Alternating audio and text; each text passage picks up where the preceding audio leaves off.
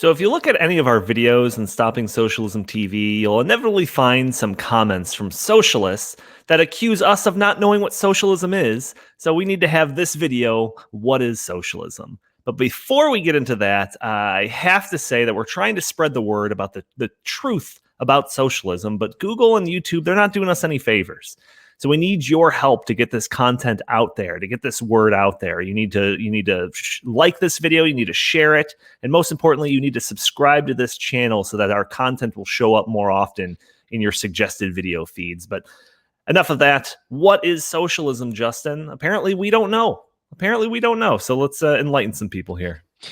Right. Well, you know what I think is really funny about, because you're exactly right. We get a lot of people writing to us and saying, you guys don't really know what socialism is, not because they've listened to us talk about what socialism is, but they just hear us complain about Venezuela or the Soviet Union or something. And they'll say, that's not socialism. You guys don't know what it is. The truth is we have a better understanding of what socialism is than 90% of the socialists that talk to us. Yeah. We have actually read socialist literature very, very closely. It's not fun, but we've done it. We've done it for you, America. So what is socialism exactly? Well, I think the first most important thing to understand about socialism is that it really is more of a big tent ideology. It's sort of like conservatism. If you say to someone, well, what is conservatism? They'll give you a sort of a rough picture of what conservatism is. Like limited government, for example, is usually involved. But there's all kinds of different conservatives, right? You've got people who are fiscally conservative, but who are, maybe socially liberal. You've got people who are conservatives that are anti-war, conservatives that are pro-war. Like they all fit underneath the conservative umbrella, right? Sure. So socialism is also a big tent ideology. It's been around essentially forever, but what we think of as being socialism in the modern sense really became popular in the 1800s.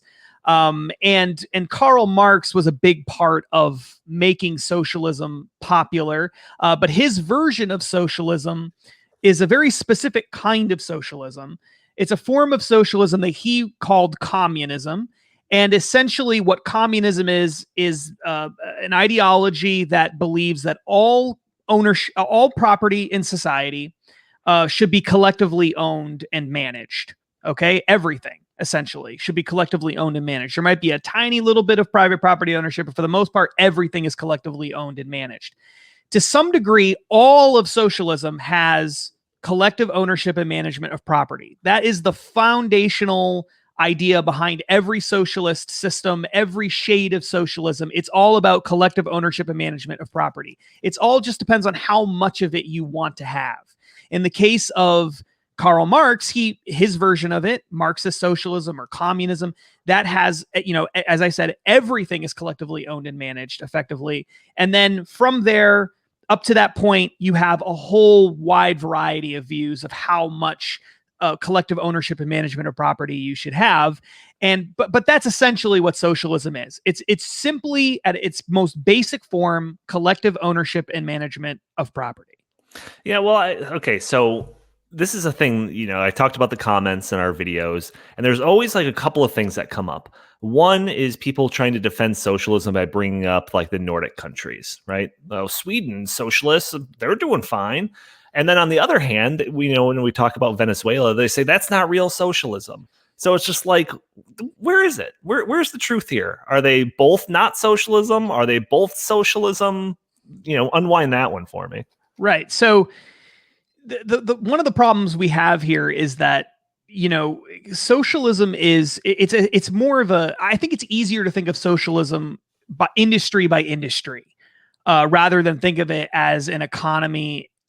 There really is no economy that is totally 100% socialist, or which would essentially be communism. There is no such thing as that. It's never existed in the history of human civilization. We've never had an economy with a large population of people that's been entirely collectively owned and managed. It's never existed.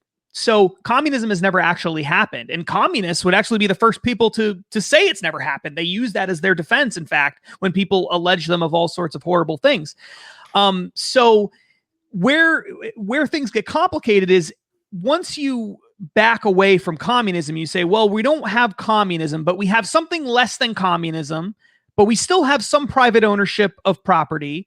At what point do you become socialist versus capitalist, right? Mhm. And it's essentially just it's just a degree.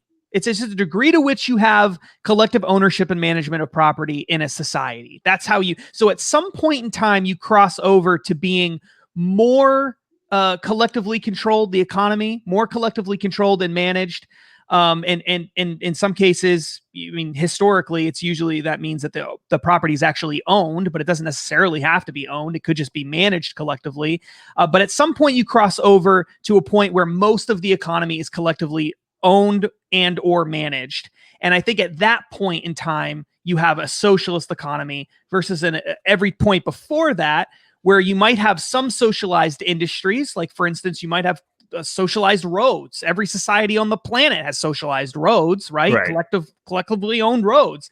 That doesn't mean that you're a socialist society, though, just because you have one part of it is collectively owned. So when we talk about socialism, we're not talking about as an economic system. We're not talking about a society that has even a tiny little drop of collective ownership or management in it, because every society has that. What we're talking about is a society that is mostly collectively managed. That's really what we mean by socialism. That's what the Soviet Union was. That's what communist China historically was. That's what Venezuela has been in recent decades. The Scandinavian countries are not that. They have some socialized industries, just like we have some socialized industries in America. But when you look at economic freedom rankings from right-wing organizations like the Heritage Foundation and the Cato Institute and Fraser and other groups, they consistently show that Scandinavian countries are actually, in many respects, freer than we are here in the United States when it comes to things like many business regulations, when it comes to certain issues related to trade, depends on what it is, which country you're talking about, labor laws, when it comes to investment freedom and a variety of other things. Their tax code, although they have really high taxes, they don't have as a progressive tax system as we have here in the United States in many of those countries, in the sense that everybody pays high taxes, even lower income people. So it's not a wealth redistribution system. They have balanced budgets. In Norway, they make all their money off of drilling for natural resources like oil. And so the idea that these are perfect little Bernie Sanders utopias is just flat out not true. They're not. The vast majority of Scandinavian, or all Scandinavian countries, are mostly capitalistic with some socialized industries. They're not socialist countries. That's a really important point for people to understand. And you don't even have to take our word for it. Most of the people in Scandinavia would say that they're not actually socialist, and that historically they've been more socialistic in the past than they are today. They've actually abandoned many of their socialistic ideas. Yeah, so we posted something on Facebook, Stopping Socialism page, or no, it was Instagram, and it was about Venezuela and how they're like a failed socialist state. And somebody says, "How are they socialist? They have a stock market."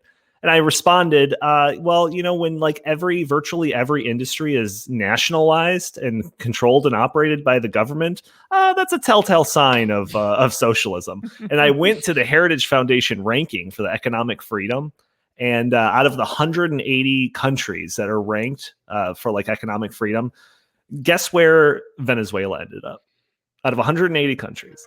It's got to be pretty close to the bottom. It was 179. It was only the only country that did worse was North Korea. That's incredible. So the only other thing that I wanted to really touch on in this video is just like, so I got the definition here. This is out of one of the pages of Arguing with Socialists, which Justin and I were contributors to that book. It has the definition of socialism as any of various economic or political theories advocating collective or governmental ownership and administration of the means of production and distribution of goods. So I think that this applies like directly to when you look at like the Soviet Union. But then when you look at just kind of how socialism comes about and just different like generations, it does change. So when you had like the government directly owning the means of production, they owned the factories in the Soviet Union. In Sweden, back in the 70s, they had like co-ops. I forgot what the name of that program is that kind of tried to shift the ownership to collective. Wage earners funds. Wage right? earners funds. Yes, you're great at that. But then when we talk about the Great Reset, it's like a totally different version of kind of operating it, but we still call it socialism. So can you kind of figure that one out for us?